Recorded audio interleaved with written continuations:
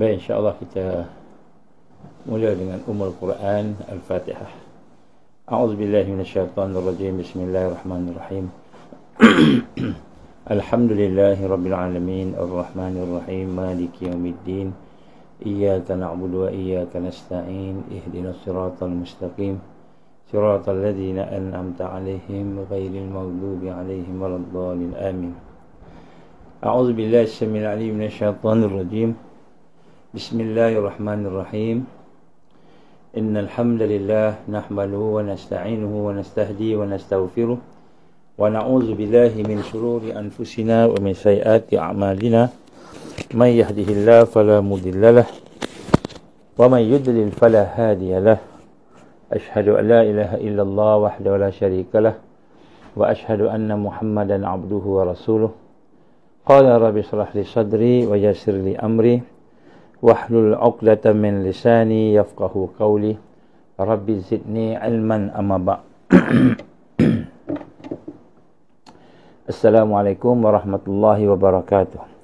Alhamdulillah, pertama-tama kita bersyukur pada Allah Subhanahu Wa Taala dengan keizinan Allah kita diberikan kesempatan pada malam ini untuk sama-sama kita bertemu di dalam satu program kita, majlis kita. Marilah sama-sama kita memulakan perkongsian kita pada malam ini dengan kita membetulkan niat kita, mentajdidkan keazaman kita, supaya mudah-mudahan apa yang ada dalam hati kita ini benar-benar untuk mendapatkan redha Allah, untuk mencari redha Allah. Bukanlah hanya sekadar kita menjalani kehidupan yang ada tanpa kita benar-benar merasakan satu perkara, satu keperluan untuk kita sentiasa mentajdidkan niat kita. Dan maksud mentajdidkan niat ini ialah kita sentiasa merasakan tentang bagaimana pentingnya kita untuk fokus kepada matlamat mendapatkan redha Allah, dan kemudian untuk kita sama-sama mendapatkan apa yang digambarkan sebagai mengikuti jalan-jalan yang telah ditunjukkan oleh Rasulullah sallallahu alaihi wasallam. Jadi kita rendahkan hati kita, mudah-mudahan Allah Subhanahu Wa Taala memberikan kepada kita kekuatan. Saya nak mulakan dengan ayat Allah Subhanahu Wa Taala, ayat Allah yang daripada suratul Imran, suratul Imran ayat 140 sehingga 142. 142. Kita tengok ayatnya. A'udzubillahi minasyaitonirrajim. In yamsaskum qarhun faqad massal qaumal qarhun misluh wa tilkal ayyamu nudawiluha bainan nas wa liya'lamallahu alladhina amanu wa yattakhidha minkum syuhada Allah wallahu la yuhibbuz zalimun. Dia bergerak.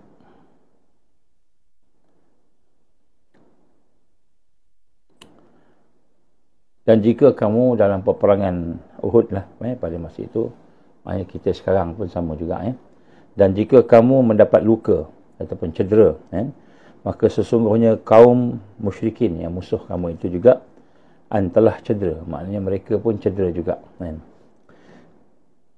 dan kita mendapatkan, dan yang itu telah mendapatkan sama, dan kemudian dan demikianlah itu keadaan hari-hari, iaitu dunia ini, peristiwa kemenangan dan kekalahan itu kami gilirkan di antara sesama manusia. Maknanya ada yang menang, ada masa kalah, ada masa kalah, ada masa menang. Kami pergilirkan supaya nyata dan apa yang diketahui oleh Allah Ta'ala tadi tentang orang-orang beriman dan juga orang yang kufur, dan juga supaya Allah menjadikan sebahagian daripada kamu itu orang-orang yang akan mati syahid. Dan ingatlah, Allah sangat tidak suka kepada orang yang zalim. Jadi ayat ini Allah gambarkan kepada kita tentang peristiwa peperangan Uhud. Asalnya perang Uhud, tapi dia boleh kita refer kepada peperangan-peperangan yang ada pada hari ini, pertembungan di antara al-haq dan batil.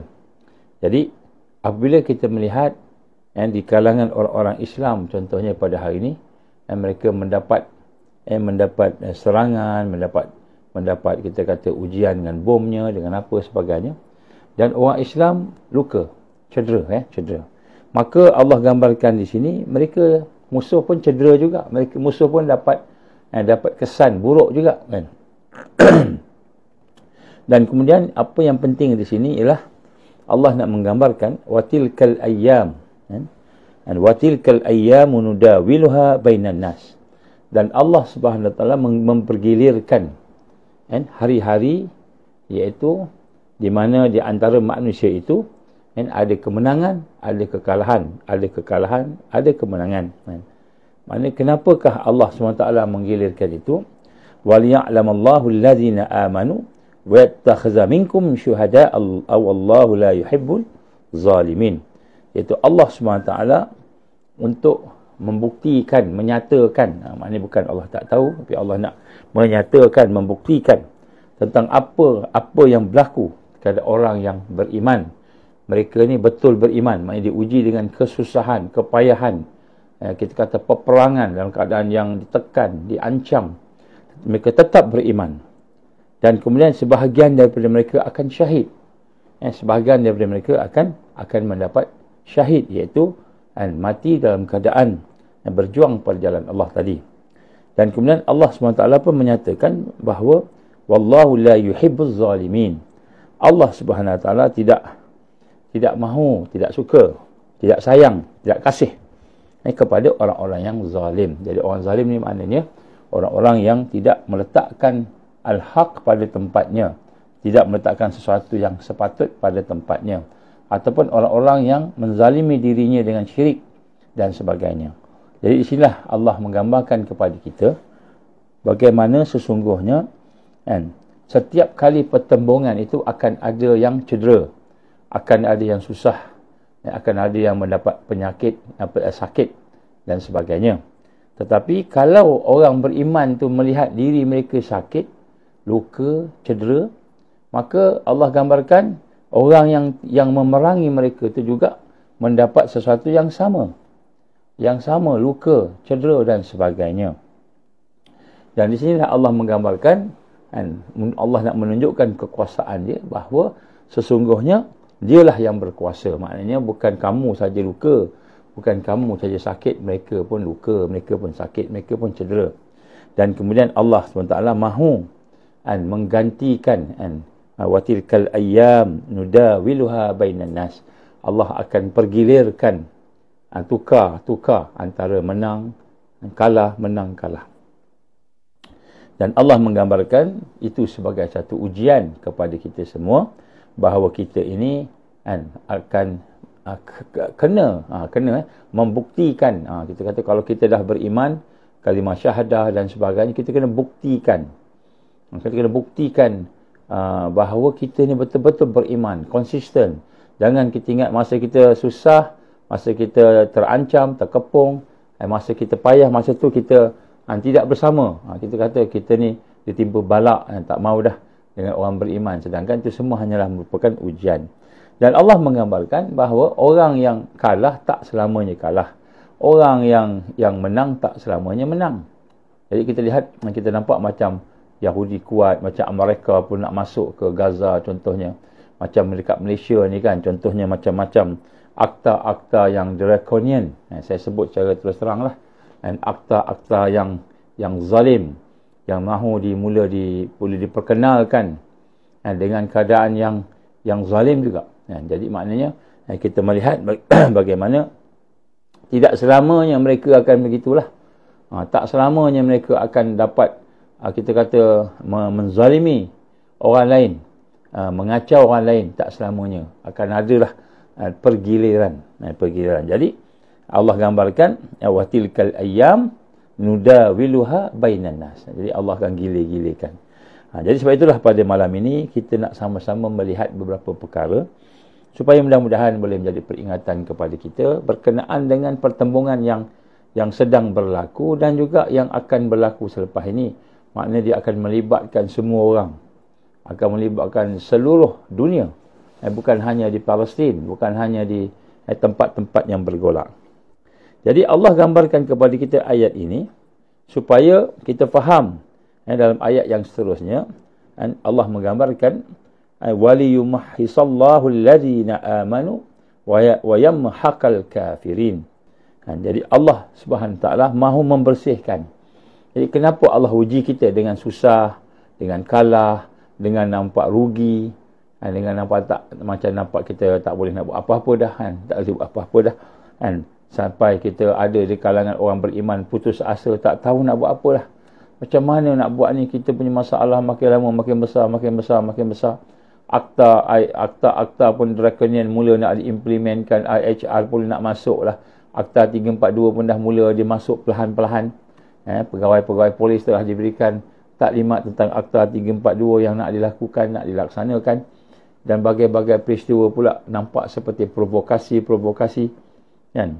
Jadi contohnya majlis perbandaran ni sepatutnya dia memudahkan urusan-urusan rakyat. Dia bukan orang yang hanya sekadar menguat kuasa, tapi dia mahu melancarkan pengurusan on the ground tentang rakyat ni. Jadi kalau dia ni menyusahkan rakyat, baik tak payah ada.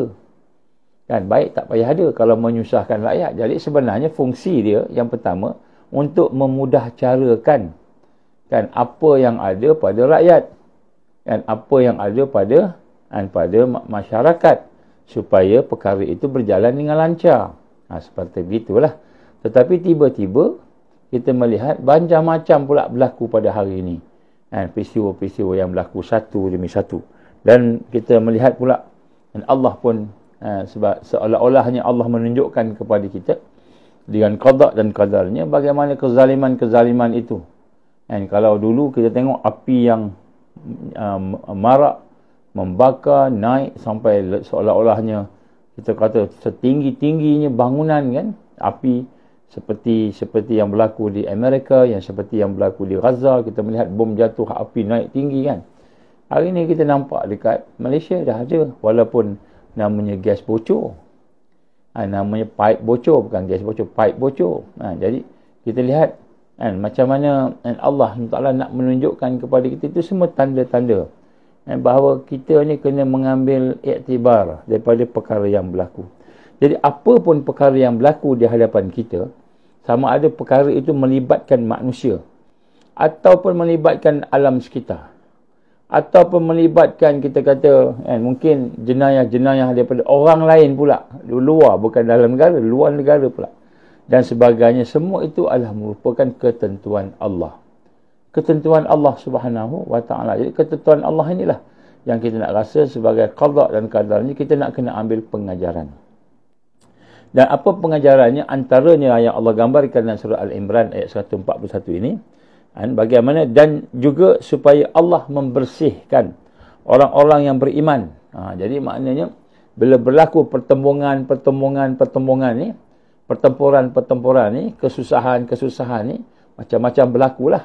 Bukan supaya orang beriman tu keluh kesah, bukan supaya kita ni jadi dhaif, jadi orang yang tak boleh nak buat apa-apa, mustada'afin kan, ataupun menjadi orang-orang yang putus asa, yang kecewa. Tetapi sebenarnya supaya Allah SWT nak membersihkan kita lagi. Membersihkan sama ada dia nak filter out orang yang berjuang ni, orang yang bagaimana. Sebab yang menang ni Allah bagi pada orang yang berjuang. Kan, kalau kita gambarkan sebagai Taifah Mansurah, kan, dia bukan Taifah Mansurah ni kita masuk persatuan, kelab kita namakan Taifah Mansurah ataupun pertubuhan Taifah Mansurah. Tetapi dia merupakan kualiti yang ada pada ahli-ahli dia yang bergerak. Kualiti tadi, dia bukan kepada kita kata register, daftar jadi ahli Taifah Mansurah sebagai, bukan, dia kualiti. Jadi Allah Taala menjadikan satu masa senang dan satu masa susah. Satu masa dulu saya ingat awal-awal tahun 2020 dulu, ketika kita mula dengan PKP dan mula diserang dengan COVID-19 dan pandemik dan sebagainya, pada masa tu ramai orang yang bimbang, susah. Kita ingat Masa kita kumpul tu dulu kan, ramai datang. Ratus-ratus, malahan ribu pun ada.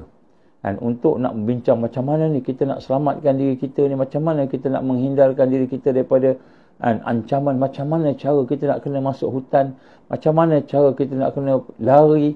Jadi macam-macam, ramai ketakutan demi ketakutan dan kecederaan, kesusahan yang datang kan. Jadi menyebabkan ramai kumpul-kumpul. Kemudian Allah izin kan, setelah beberapa ketika kan, maknanya pandemik itu nampaknya macam dah surut, dah susut dan mula diangkat. Dia kata dah tak ada dah pandemik, dah tak ada pandemik, dah tak ada. Yang ada hanyalah epidemik kan. Kemudian epidemik pun dah tak ada kan. Lepas tu maknanya masing-masing dah mula boleh free, nak pergi mana, nak pergi jalan, nak masuk apa namanya mall ke apa dah boleh, nak masuk masjid pun senang, tak payah susah, tak payah apa. Maka kita lihat kan, orang-orang yang bukan atas asas iman, atas asas perjuangan yang benar, mereka mula lalai balik. Lalai. Korang seorang. Malahan ada pula di kalangan yang mula membuat sesuatu yang berlawanan pula dengan apa yang sepatutnya dibuat. Jadi ini semua adalah merupakan pembersihan. Jadi pembersihan ni sebenarnya Allah bagi susah, Allah bagi senang. Allah bagi perang, Allah bagi aman. Jadi maknanya ada masa menang, ada masa kalah. Jadi ini semua adalah merupakan ujian daripada Allah yang bertujuan supaya Allah nak membuktikan pada kita bahawa siapakah yang benar-benar beriman, siapakah yang benar-benar berjuang. Ini yang Allah gambarkan bahawa supaya Allah membersihkan orang-orang yang beriman daripada dosa-dosa mereka. Jadi maknanya di sinilah kita lihat salah satunya ialah untuk supaya membersihkan, to filter in and filter out. Filter in golongan al-mahdiin yang beriman, siapa dia. To filter out and golongan-golongan yang lalai, leka, yang ikut arus, siapa dia. Ini main dari kalangan orang Islam. Kemudian pada masa yang sama juga Allah nak menunjukkan, nak membinasakan wayamhaqal kafirin. Allah nak membinasakan orang-orang kafir. Jadi maknanya apa yang berlaku ni semua ialah filtering dan juga pembersihan. Inilah perkara yang digambarkan sebagai susah, senang, kalah, menang, ancam ataupun perang, aman. Jadi semua itu adalah merupakan perkara-perkara yang dikatakan sebagai tapisan daripada Allah. Jadi kita ni di mana? Ini soalan nombor satu dalam bulan Syawal. Sebab bulan Syawal ni bukan bulan untuk kita berhibur-hibur macam yang dipahami oleh orang ramai. Bulan Syawal ni bulan kemenangan, dah menang kita kena berhibur lah, celebrate. Celebrate macam mana? Celebrate kalau orang putih dia nak celebrate kemenangan, dia celebrate dengan arak. Dengan arak, dia tembak arak, air dia goncang-goncang tembak ke atas kan. Atau orang yang bukan Islam. Jadi orang Islam nak celebrate macam mana? Celebrate dengan kita makan banyak-banyak, kita melakukan perkara yang mungkin kat bulan Ramadan tak boleh buat dan sebagainya. Sekarang ni kita boleh buat. Kita pun berhibur. Kalau bulan Ramadan kita semayang sampai 20 rakaat tarawih, 3 rakaat witir pula, ada semayang lagi, ada baca Quran lagi, tadarus. Jadi bulan Syawal ni kita relax lah, tak payahlah kita berhibur. Dengar TV, dengar radio, dengar lagu sebagainya, kita rasa okey dah macam itu kan. Jadi Allah SWT sebenarnya nak melihat sejauh mana kita ni adakah mengikut arus yang ada di atas muka bumi ini, iaitu arus mulkan jabarian, kepimpinan kerajaan dunia yang sebenarnya taghut, yang sebenarnya syaitan di belakangnya itu, ataupun kita nak mengikut arus kebangkitan. Arus kebangkitan ni maknanya kita bersama-sama dengan mereka yang istiqamah dengan niat tajdid, dengan amal tajdid, dan sama-sama membina dan membina kekuatan. Jadi Allah mengingatkan kita, sungguh-sungguh semua itu ialah kerana Allah nak membersihkan orang yang beriman, bertambah imannya. Orang yang kafir bertambah kebinasaannya. Kemudian Allah gambarkan dalam surah Al-Imran ayat 142 pula, am hasibatum an tadkhulul jannah. Kan, apakah kamu sangka bahawa kamu ni akan masuk syurga? Seolah-olah kita dah lepas daripada 10 hari terakhir dalam bulan Ramadan, kita dah boleh masuk syurga. Am hasibatum an tadkhulul jannah walamma ya'lamillahu alladhina jahadu minkum. Jadi sedangkan tidak lagi nyata, tidak lagi terbukti, tidak ada lagi dalam pengetahuan kita ataupun kita sebut, Allah sebut, belum lagi nampaklah, belum lagi nyata kepada Allah tadi itu, mereka yang telah berjihad. Allah menggunakan perkataan allazina jahadu minkum, orang yang berjuang di kalangan kamu. Jadi ayat ni sebenarnya nak menunjukkan kepada kita bagaimana manusia yang duduk di dalam kehidupan arus yang ada pada hari ini, mereka tidak berjuang. Sebenarnya tidak berjuang.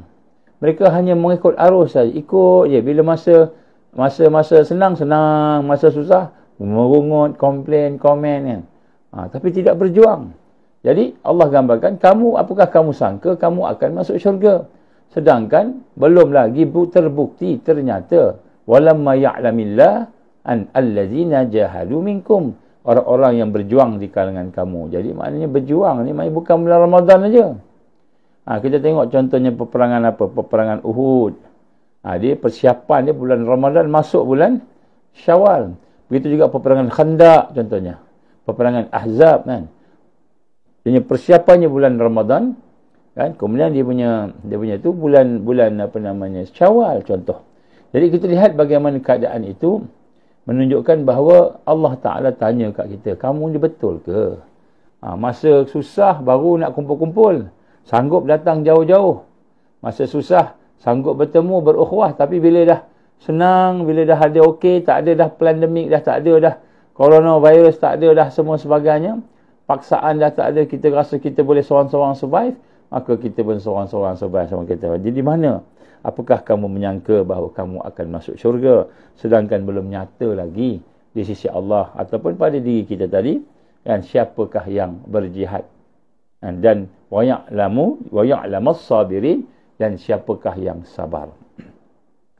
Jadi ayat inilah menunjukkan kepada kita bagaimana keadaan mereka yang beriman itu sebenarnya mereka yang benar-benar hidup bersama al-iman dan kemudian perjuangannya, al-Islam dan perjuangannya, walaupun ketika itu susah, ketika itu payah dan sebagainya, tetapi itulah yang digambarkan sebagai kekuatan daripada Allah Subhanahu Wa Taala kepada orang beriman. Jadi malam ni kita nak tengok sikit. Sebab tu pada malam ni minta maaf lah, saya nak mungkin kita buat muhasabah sikitlah bagaimana keadaan saudara-saudara kita yang berada di Palestin sejak diserang pada 17 Ramadan yang lepas, bagaimana mereka dalam keadaan yang payah, dalam keadaan yang susah, dalam keadaan yang kita kata berhadapan dengan kepayahan-kepayahan, berhadapan dengan kesusahan-kesusahan, yang mana kesusahan dan kepayahan itu adalah merupakan perkara yang kita gambarkan sebagai suatu yang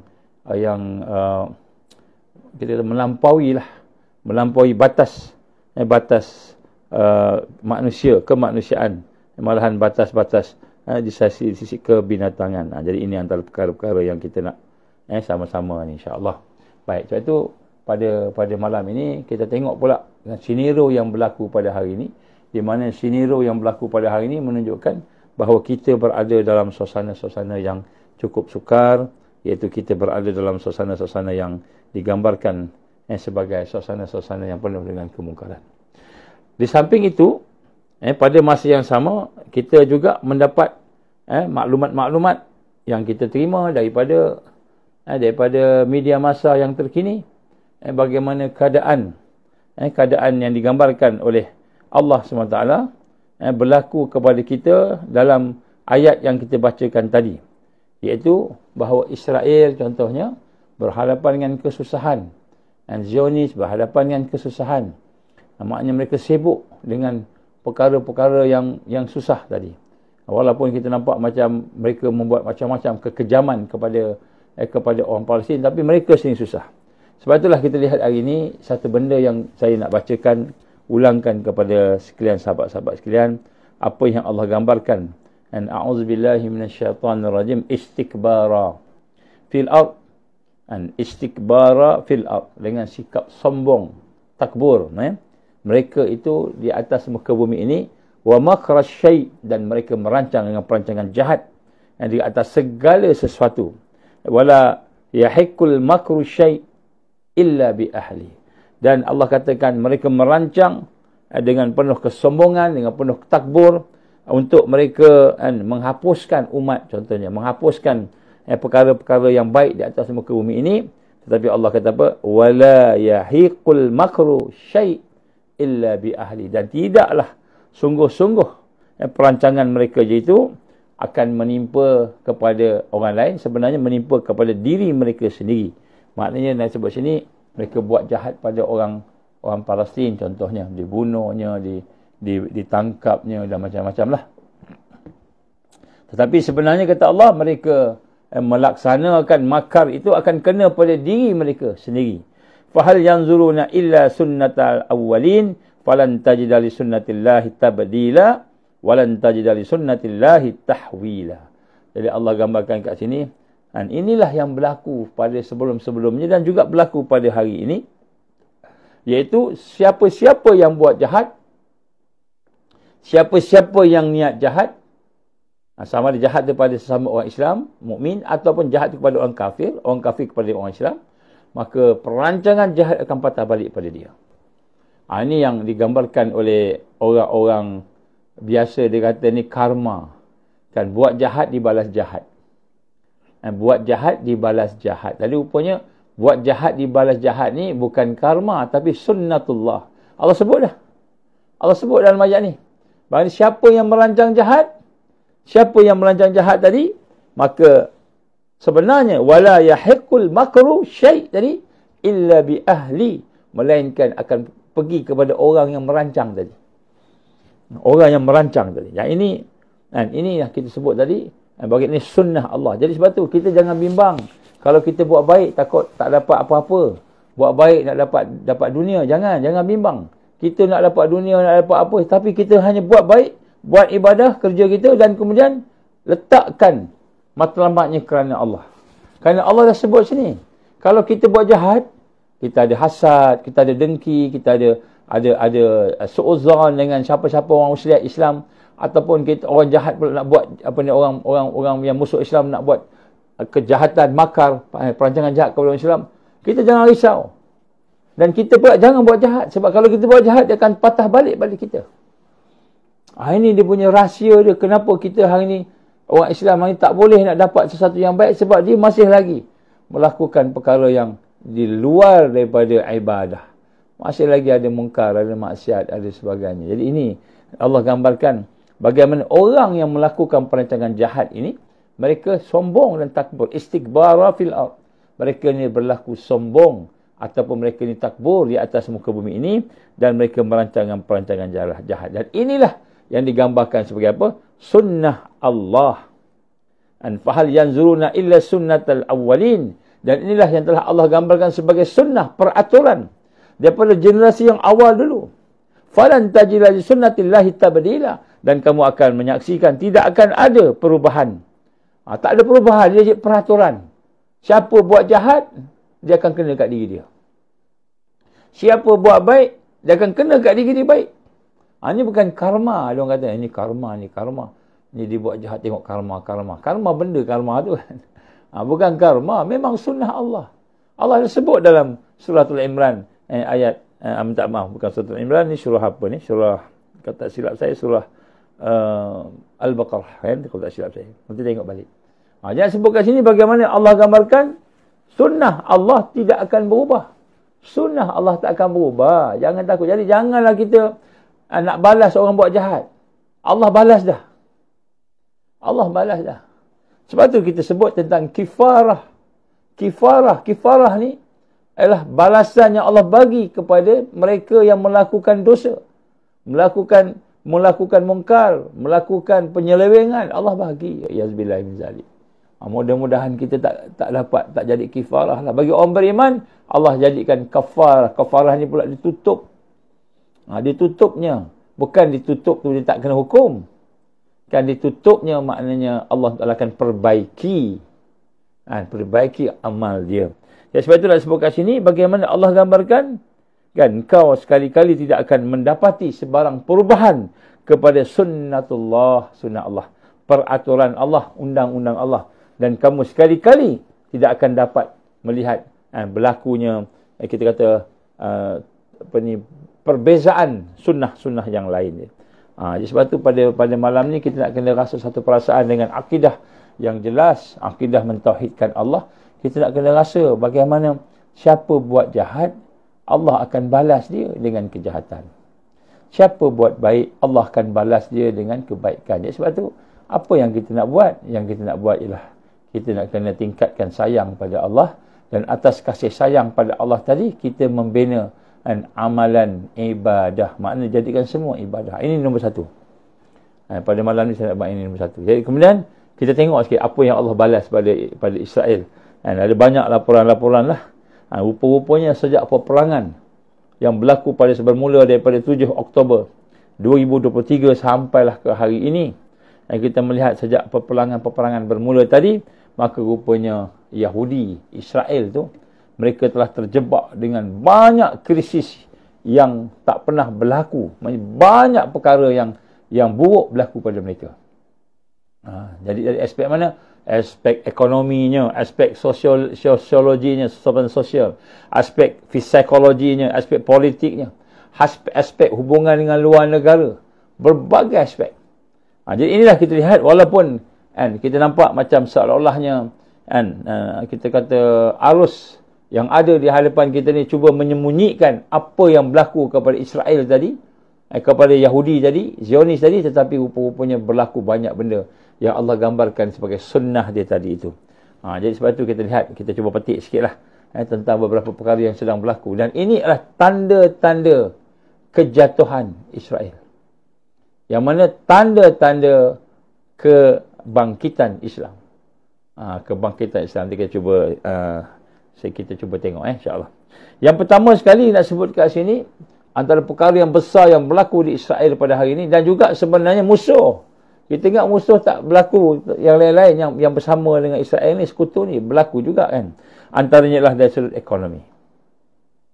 Ekonomi Israel merudum. Tidak pernah menghadapi kejatuhan ekonomi yang paling dahsyat semenjak dia ditubuhkan secara haram pada tahun 1948. Teruk ekonomi dia. Kan? Jadi digambarkan kerugian sekurang-kurangnya 67 bilion US. Sekurang-kurangnya 67 bilion, sekurang-kurang dalam masa yang baru-baru ni je. Dan kemudian mereka mengalami dari sudut defisit belanjawan sekurang-kurangnya 40 bilion. Ini antara yang terbesar. Dalam keadaan mereka mendapat duit daripada bantuan daripada Amerika, dalam keadaan mereka mendapat bantuan daripada Eropah, mereka mendapat bantuan daripada syarikat-syarikat giant, syarikat-syarikat yang besar yang ada di atas muka bumi ini, yang merupakan sekutu mereka, dengan bantuan bank, dengan bantuan semualah kita kata jentera-jentera Dajjal, mereka masih lagi rugi 67 bilion US semenjak perang ni. Itu sekurang-kurangnya.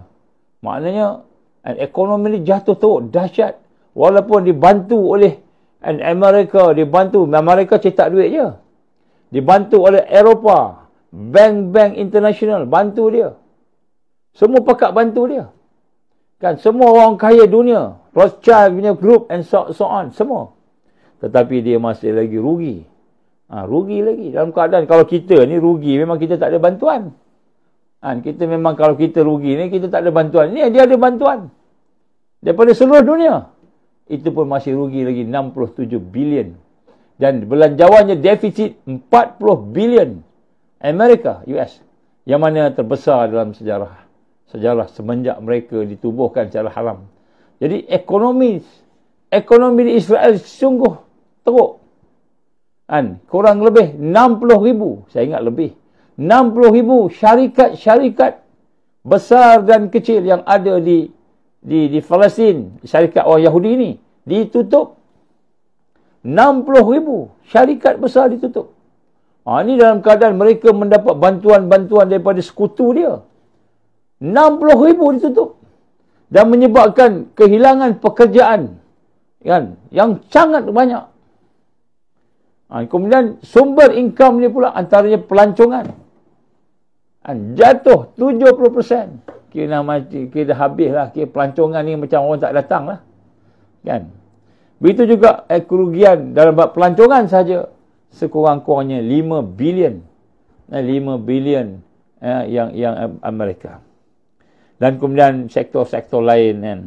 Dan begitu juga kan 70 firma ataupun syarikat-syarikat besar yang ada di Israel itu telah berhenti operasi. 70 yang besar tadi, 60,000 itu semua syarikat. 70 yang besar-besar. Dan di sini kita lihat apa yang kita melihat daripada perkembangan yang sedang berlaku pada hari ini menyebabkan mereka sedang menghadapi krisis ekonomi yang paling teruk, paling dahsyat, yang terburuk di dalam kehidupan mereka sejak daripada ditubuhkan. Jadi maknanya kita rasa kita pun kena teruk. Habis Gaza dihancurkan, habis Gaza rumahnya, sekolahnya, masjidnya, pasarnya, semua habis. Rupa-rupanya mereka berhadapan dengan kita kata kerugian yang lebih teruk daripada apa yang dihadapan di Gaza. Nampak? Jadi maknanya Allah gambarkan diri pada kita ni tentang ayat yang kita baca tadi. Bagaimana memang kau cedera, kamu cedera. Wahai orang beriman, kamu susah. Mereka pun susah juga. Susah seumpama kamu juga. Jadi jangan kita rasa lemah. Wala tahinu wala tahzanu wa antumul a'lau in kuntum mu'minin. Begitu juga dengan kita kat sini ni. Kita ingat ada di kalangan orang-orang besar kita ni yang dia ada macam-macam nak tunjuk hebat, tunjuk hero.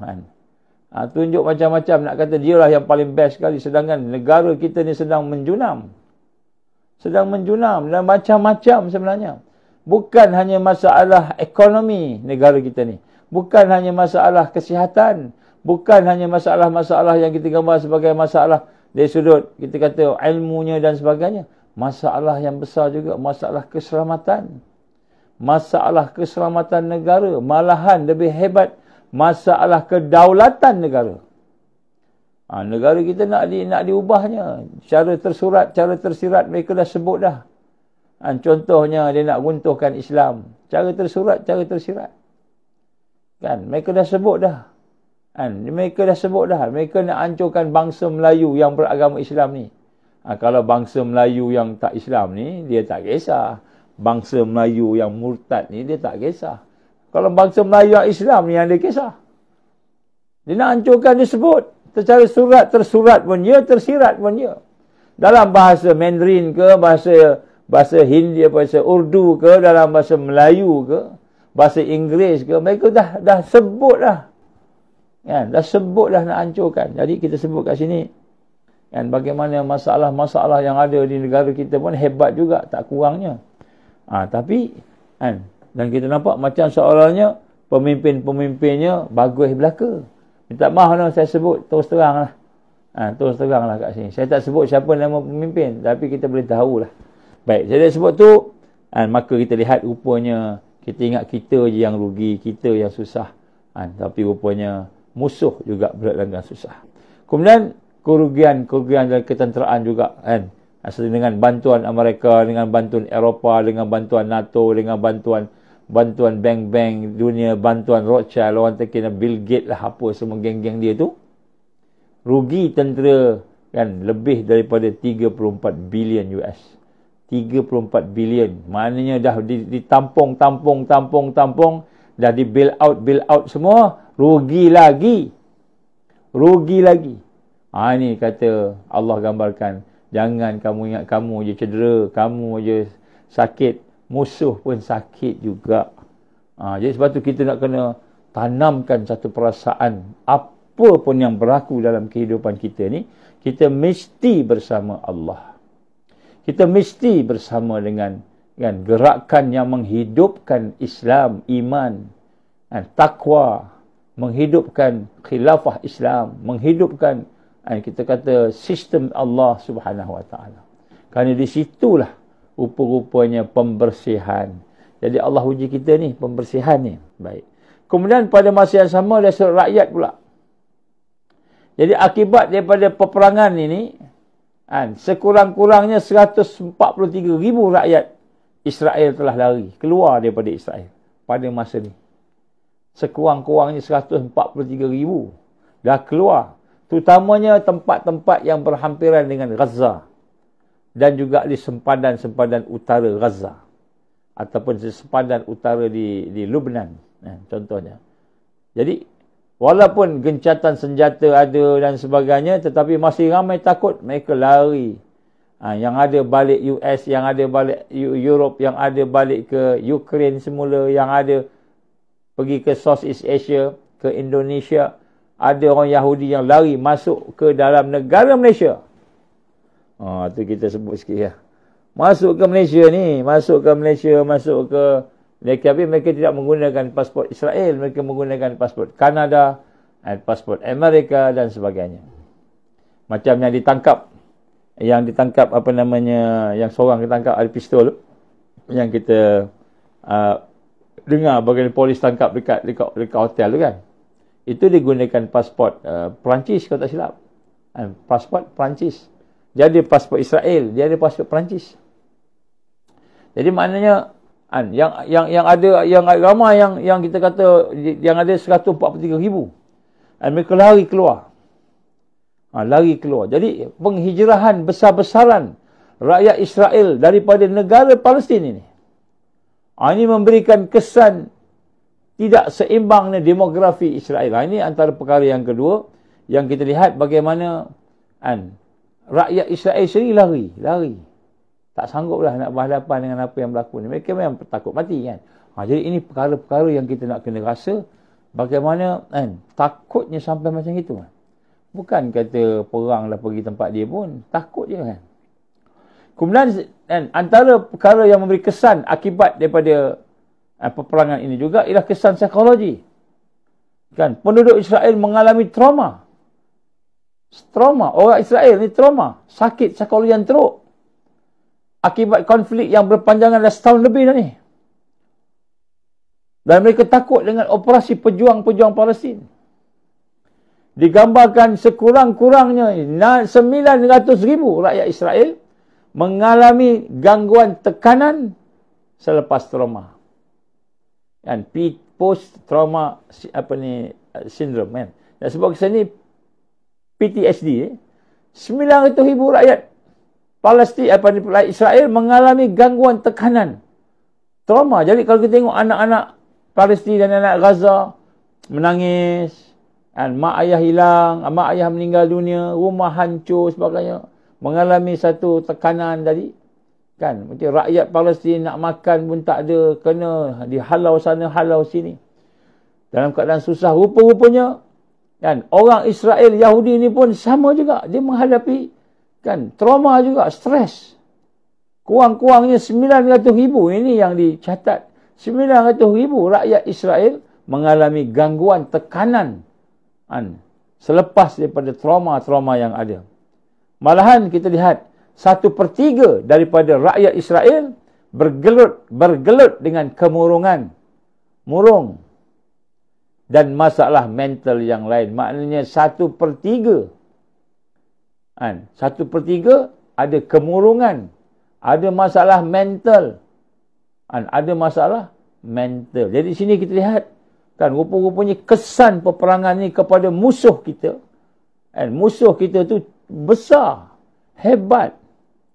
Nak buat macam mana? Ini saya akan nanti kesimpulan ni kita akan bincang nak buat apa.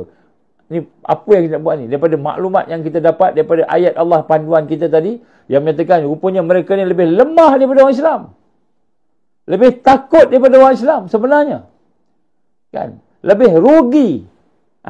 Kalaulah tidak ada bantuan daripada Amerika, Eropah, NATO, bank-bank dunia dan sebagainya kepada Israel, sudah tentu mereka hancur sehancur-hancurnya.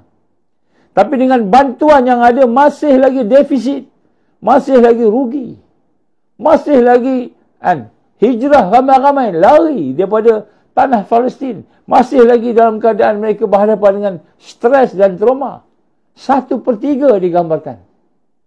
1/3 daripada rakyat dia dalam keadaan kemurungan. Kemurungan dalam keadaan menghadapi masalah mental. Subhanallah walhamdulillah wala ilaha illallah, Allahu akbar. Ini kita lihat. Sehingga menyebabkan kan pengambilan alkohol, minum arak ni melonjak kepada kan 25%. Jadi menunjukkan penyalahgunaan bahan-bahan terlarang seperti alkohol, dadah kan naik sampai 25%. 25% daripada biasa. Maknanya mereka ni dah dalam keadaan dah tak nak fikir dah, tak boleh fikir dah. Nak pergi luar negara agaknya tak ada duit, agaknya lah ekonomi jatuh. Nak pergi naik kapal terbang, nak cabut, nak keluar, tak ada duit, jadi terpaksa duduk situ. Dia minum arak nak bagi hilangkan dia punya runsing tadi. Dia ambil dadah.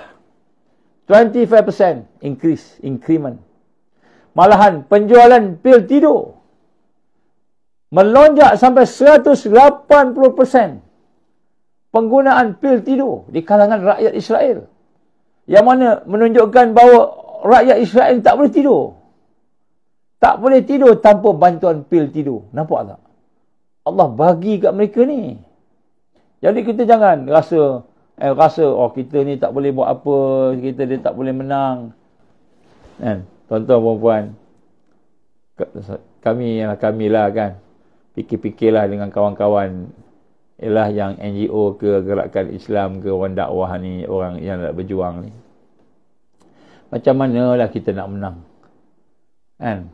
Sampai ada sebahagian kita kata, kita tak boleh menang lah orang Islam. Tipis nak menang.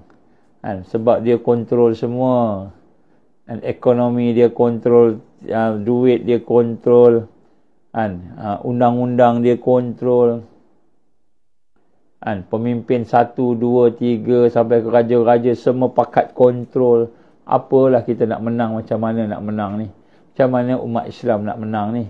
Kita hidup dalam keadaan susah. Dan mereka ni bukan hanya ada di Israel aja. Zionis ni dia ada di mana-mana tempat. Malahan dia kontrol semua keuangan. Semua peraturan, undang-undang dunia dia pegang. Macam mana lah nak menang? Ini soalan. Ini kita pada malam ni kita nak jawab soalan ni. Macam mana nak menang ni kita ni? Macam mana nak menang? Ni saya nak jawab kepada tuan-tuan pada malam ni. Kita kata kita susah. Mereka susah juga. Kita kata kita tak ada duit. Mereka pun tak ada duit juga sebenarnya. Tak ada kekuatan tadi. Adalah kekuatan. Tapi tidak boleh membina satu yang kuat untuk menang. Jadi dia pun tak boleh menang. Dia pun susah hati ni nak buat macam mana ni. Ni kalau dekat Zionis, dekat Israel ni. Kan, tentera-tentera ni macam mana nak kalahkan Qassam. Walaupun jumlahnya sedikit. Teknologinya lemah. Sebagai, tapi tak boleh kalah lagi.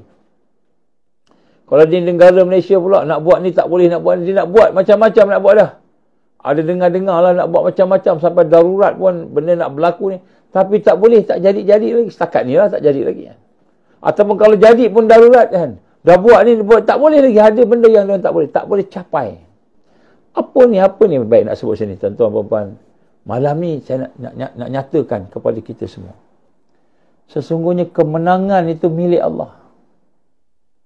Kemenangan itu milik Allah. Kekalahan pun milik Allah juga.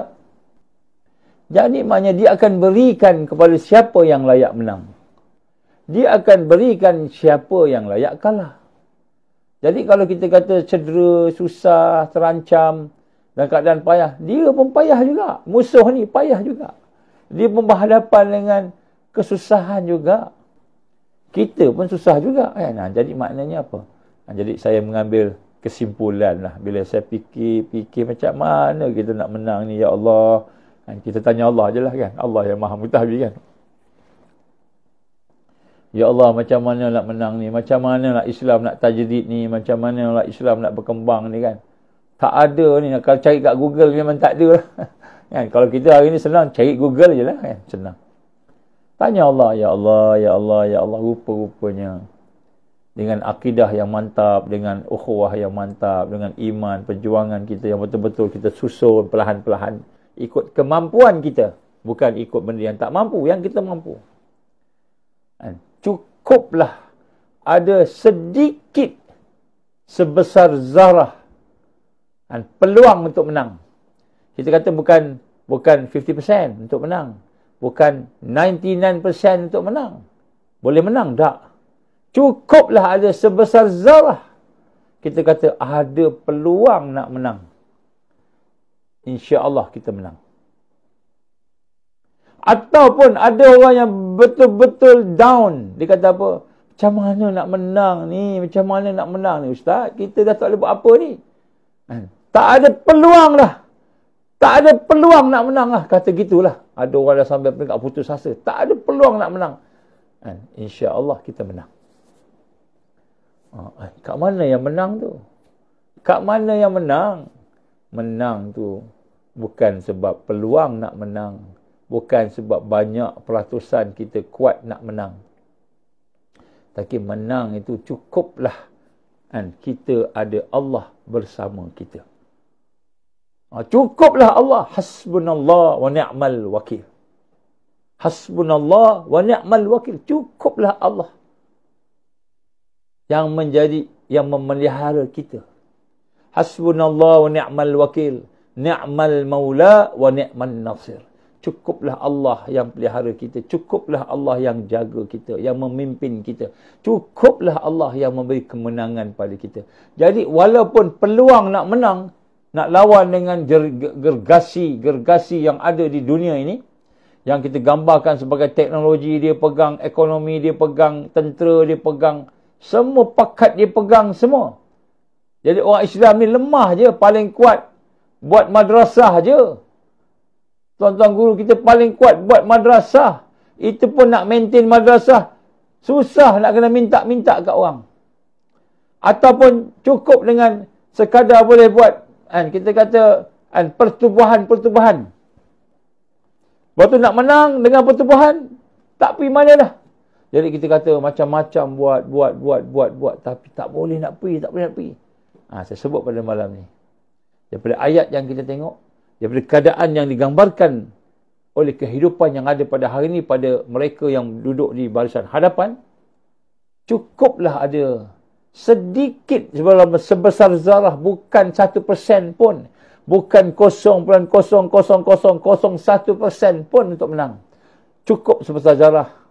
Ataupun kita kata tak ada peluang dah, besar zarah pun tak ada nak menang. InsyaAllah kita menang sebab kita ada Allah bersama kita. Inilah keyakinan yang kita kena faham pada malam ni. Jadi maknanya lepas raya ni lah, katalah berlakunya darurat, berlakulah emergency, berlakulah penahanan-penahanan, berlakulah kezaliman-kezaliman, berlakulah kepungan-kepungan, berlaku berbagai perkara. Maka letak dalam hati kita satu keyakinan janji Allah, iaitu Allah gambarkan Allah akan pergilirkan kemenangan dan kekalahan tadi. Maka ini masa umat Islam akan menang. Cukuplah Allah menjadi sandaran kita. Ini hati kita nak kena rasa macam tu. Nak kena rasa macam tu. Nak kena rasa bahawa kita ni dalam fasa nak menang. Cuma mungkin kita akan berhadapan dengan ujian-ujian, kesusahan. Tapi kita kena ikutlah apa yang digambarkan sebagai blueprint untuk menang. Kena ikutlah apa yang Nabi dah sarankan. Dan saya pun dah sebut banyak kali. Saya akan sebut juga malam ni, insyaAllah.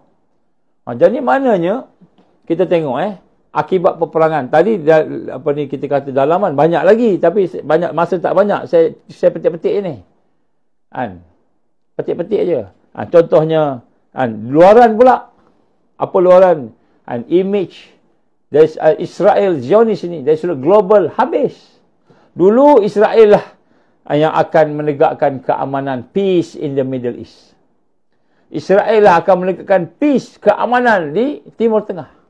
Israel akan membawa pemerintahan yang demokratik, yang bersifat adil, yang bersifat saksama, yang membawa keamanan dan keselamatan. Dulu orang cakap Israel lah. Dulu Israel lah tentera yang paling kuat. Dia ada nuklear juga, dia ada macam-macam, dia ada support daripada Amerika, support daripada negara-negara sekutu dan sebagainya. Tetapi pada hari ini, di luar, image, global image, habis, musnah. Kerana dunia hari ini telah melihat bagaimana daripada kepimpinan yang paling atas sampailah kepada majoriti mereka yang berada di sana kerajaan tadi, mereka telah melaksanakan jenayah kemanusiaan yang jauh hebat, tak pernah ada dalam sejarah. Tak pernah. Malahan tak pernah ada dalam sejarah kebinatangan. Binatang pun tak buat macam ni. Syaitan pun tak buat macam ni. Nak sebut dia lebih syaitan. Jadi angan-angan yang menyatakan Israel sebuah negara yang demokratik, sebuah negara yang akan mempromosikan keadilan, keamanan, keselamatan, habis runtuh binasa. Ini dari luar negara pula. Image dah habis. Ini semua perkara tanda-tanda yang Allah memberikan kemenangan kepada umat Islam. Jadi menyebabkan daripada perkembangan ini, hubungan diplomatik Israel dengan negara-negara luar menjadi jauh. Kan, Amerika bolehlah. Dia bolehlah sogok kat Trump tu. Sogok kat Biden. Orang-orang tu bolehlah. Tetapi negara-negara yang sebenar di dalam dunia ini semuanya menolak Israel. Semua. Menyebabkan Israel menjadi bersendirian dan lemah. Jadi bukan hanya lemah, semakin lama semakin terpencil, semakin lama semakin terpencil, dan dia berdepan dengan kesukaran untuk mendapatkan sokongan antarabangsa. Ini semua adalah merupakan susunan Allah. Jadi kita tengok, musuh ni nampak hebat-hebat dia. Allah tarik macam tu je. Ini semua tanda-tanda kita nak menang. Jadi sebab tu bagi tuan-tuan perempuan yang masih bersama dengan Israel ni, masih lagi menyokong kepimpinan Yahudi ni, kepimpinan yang bersama dengan Yahudi ni, bertaubatlah. Bertaubatlah. Kerana mereka nak kalah dah. Buat apa nak bersama orang nak kalah? Dari sudut dunia pun nak kalah dah. Akhirat lagi lah. Ini nak sebut kat sini. Jadi maknanya kita lihat contoh krisis. Kan? Ini menyebabkan negara-negara setiap kali undi, majoriti negara meninggalkan apa yang diminta oleh Israel.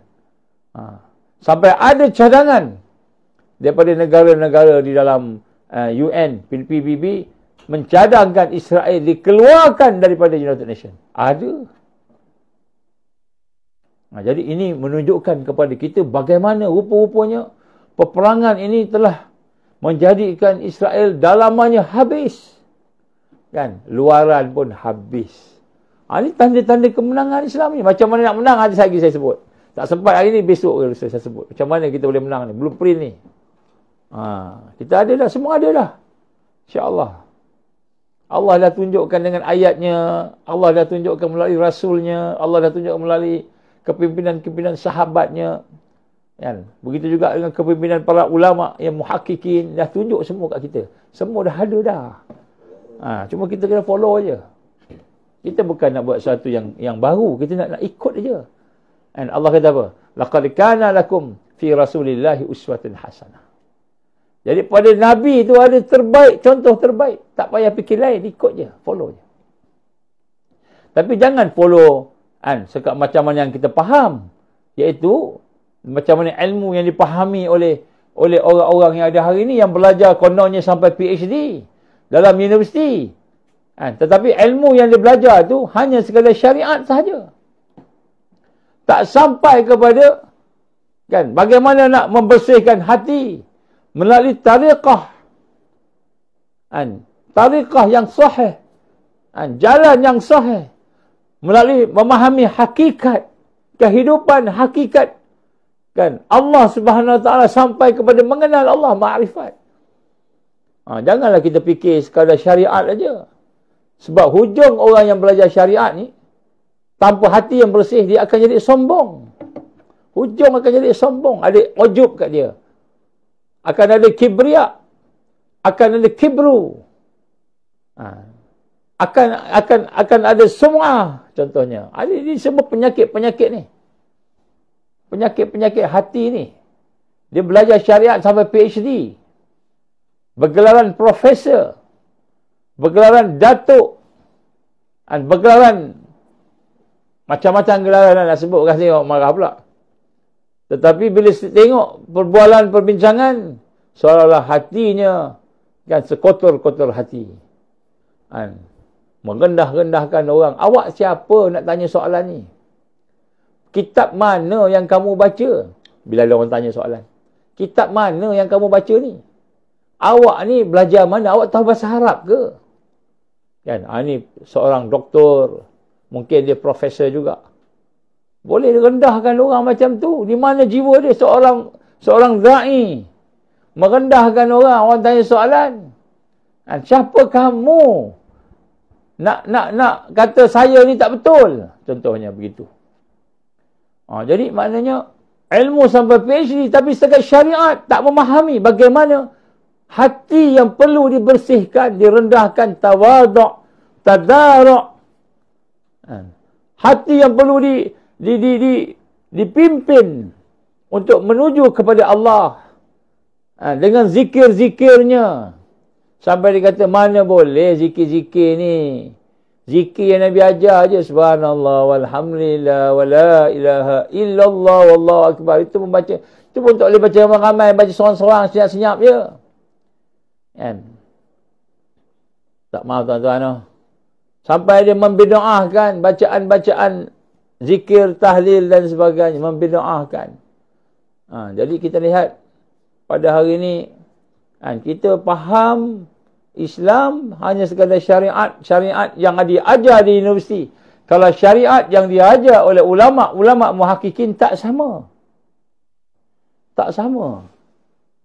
Dia bukan hanya sekadar belajar ilmu, tetapi dia ada belajar tentang bagaimana kita nak menghayati ilmu tersebut menjadi ilmu yang bermanfaat. Macam mana ilmu boleh bermanfaat? Ilmu yang bermanfaat apabila hatinya bersih. Hatinya hidup. Maka bila hatinya bersih, hatinya hidup, pemikirannya itu bersih, akidahnya jernih, maka disitulah akan lahirnya amalan cahaya-cahaya untuk at-taufiq. Itu untuk mengamalkan ilmu tadi. Ini masalah.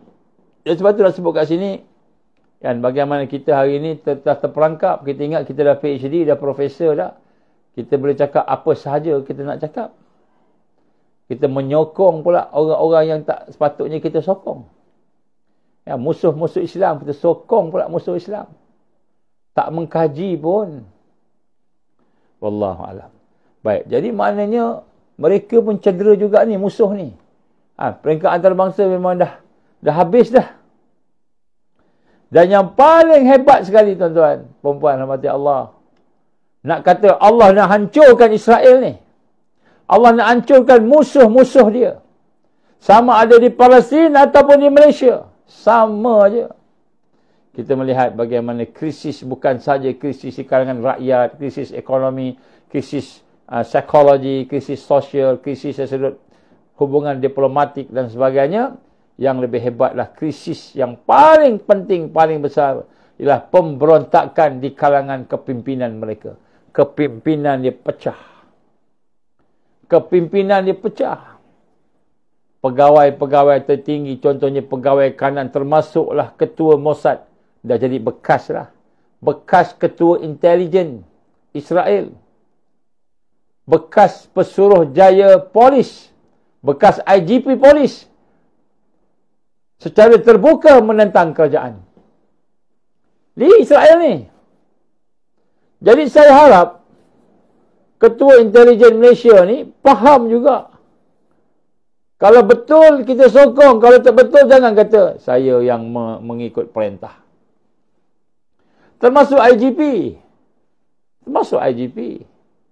Kalau kerajaan buat benda yang baik betul, alhamdulillah kita sokong. Tapi kerajaan buat tak betul, kita tahu tak betul. Maka dia kata, minta maaf lah, saya tak boleh buat apa-apa. Saya hanya menurut perintah. Kalau begitulah perangai kita, maka kita lebih teruk daripada Yahudi yang ada di Israel tu, yang dia ada di Palestin tu. Kerana pegawai intelijen, ketua intelijen atau pegawai kanan intelijen bekas Mossad, tinggalkan Mossad, beritahu kerajaan tak betul. Netanyahu, engkau tak betul ni. Engkau bunuh anak-anak, engkau bunuh orang tua. Engkau bom letupkan hospital, engkau letupkan masjid, gereja, engkau letupkan rumah orang tua tu, rumah orang, kubur pun kau letupkan. Tak betul ni. Engkau bunuh orang awam atas alasan adanya Hamas dekat situ. Ada Hamas dekat situ, engkau bunuh, letupkan, tembak habis orang awam mati. 700 orang purata mati sejak 17 hari bulan itu. Lebih daripada 10,000 orang dah mati. Jadi nak sebut kat sini, kan, pegawai-pegawai kanan termasuklah bekas ketua Mossad menyatakan tak setuju dengan Netanyahu. Engkau tak betul ni. Maka dia dipecat. Aku lebih rela dipecat daripada aku bersekongkol dengan kau. Walaupun dia pun Zionis. Walaupun dia tu Yahudi. Kan? Kalau ikut kita jahatlah. Tapi dia ada akal, boleh fikir. Tak bersama dengan Netanyahu. Tak bersama.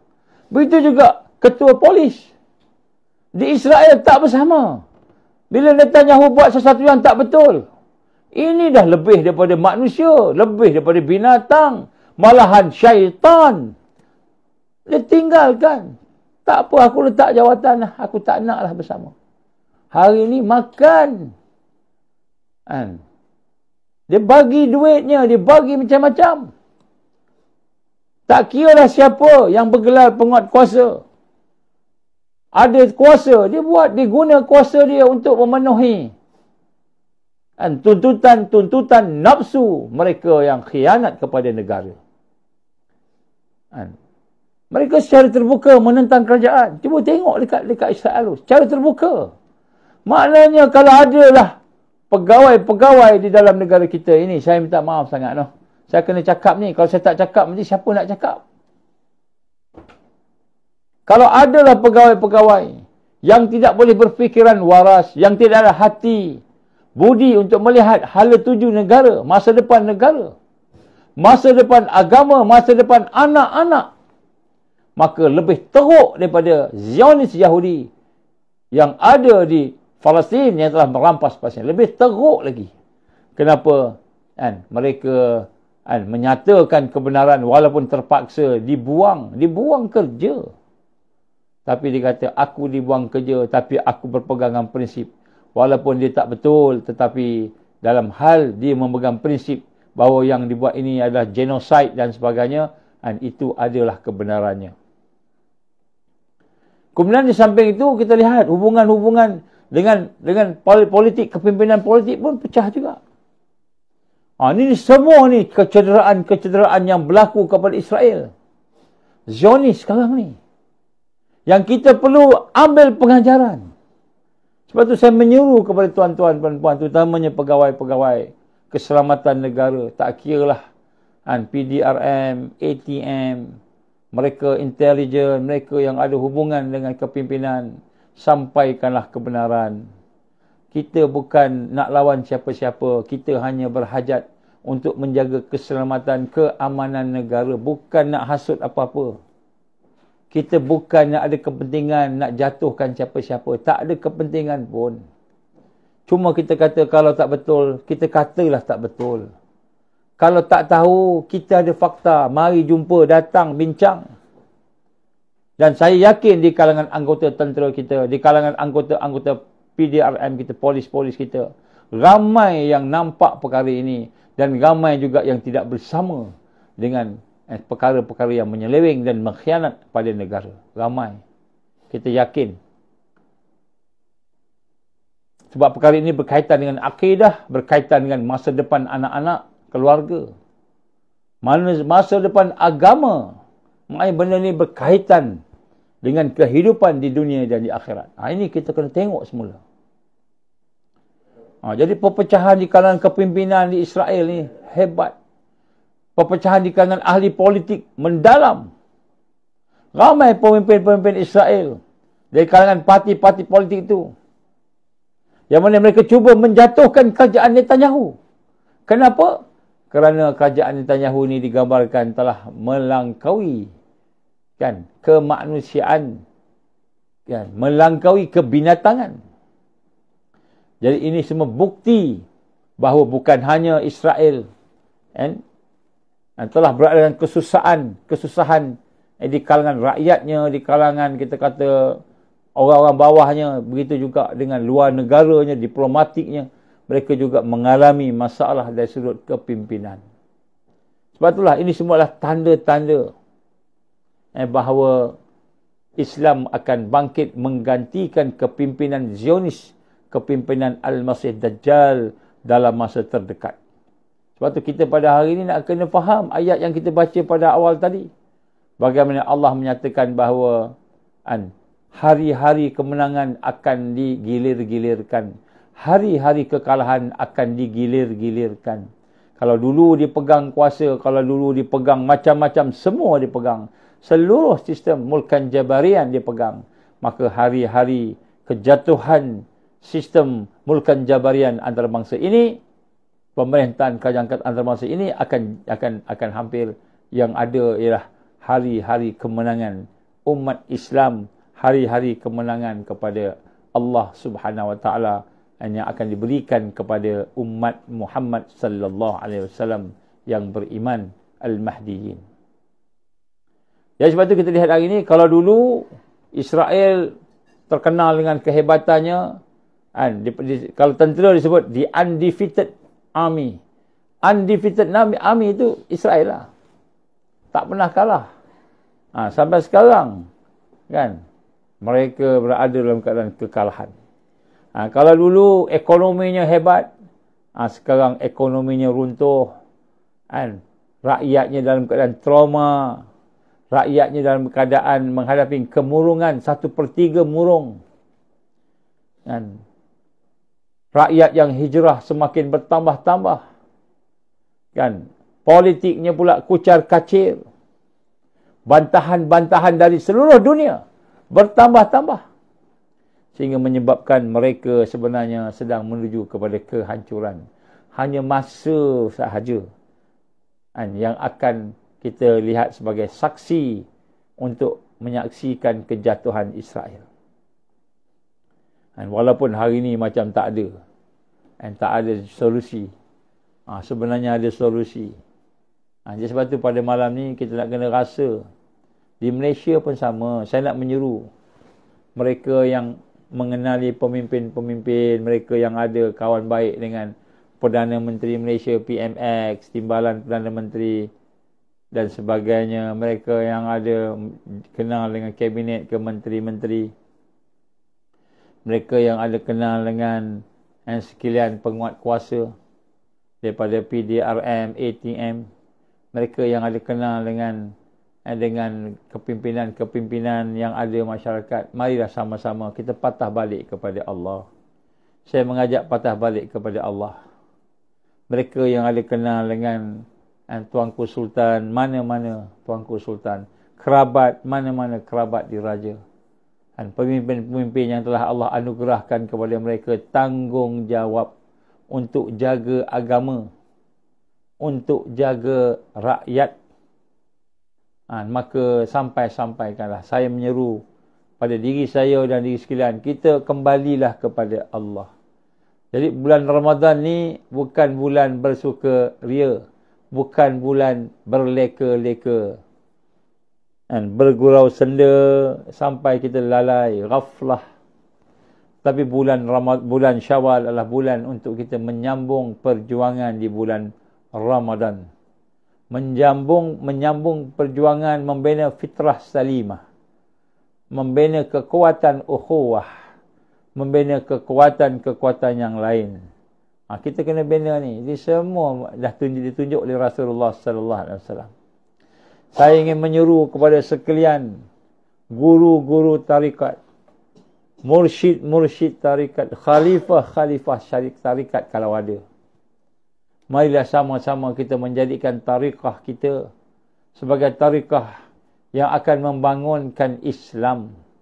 Kita berzikir, kita beramal, semuanya dalam rangka membina kekuatan Islam. Kekuatan ummah, bukan hanya sekadar supaya kita boleh seronok beribadah, boleh lazat kita beribadah, membersihkan diri kita, tetapi untuk melaksanakan apa yang diperintahkan oleh Allah, wal takum minkum ummah, dan menjadi segolongan umat yang melakukan amar ma'ruf nahi mungkar. Jadi guru-guru tarikat, guru-guru sufi, dan guru-guru kita kata madrasah-madrasah, ustaz, para asatiza, tuan-tuan guru, marilah sama-sama kita bergabung tenaga untuk membina kekuatan. Kekuatan apa? Kekuatan diri kita sendiri untuk menegakkan al-Islam. Menegakkan al-Islam. Allah berfirman dalam surah Al-Isra ayat 73. A'udzubillahi minasyaitonir rajim. Wa in kadu la yaftinunak anil ladzina awhayna ilaik litaftari alaina ghairahu wa idzal lattakhadhuka khalila. Sungguh-sungguh dan sungguh-sungguh, nyaris-nyaris, hampir-hampir mereka ni, musuh ni dapat memesongkan kamu. Jadi musuh ni dalam perancangan dia dah macam-macam dibuat, masing-masing dah hampir-hampir dah mesongkan kita. Kita ingat kita dah ada PhD dalam usuluddin, dalam syariat, dalam hadis. Kita dah okey dah. Rupanya PhD itu yang baginya sistem mulkan jabarian. Yang bagi PhD itu rupanya sistem sekular. Yang bagi PhD itu rupanya sistem liberal. Daripada tempat-tempat yang telah terpisah di antara agama dengan pemerintahan. Di antara agama dengan ekonomi dan kehidupan.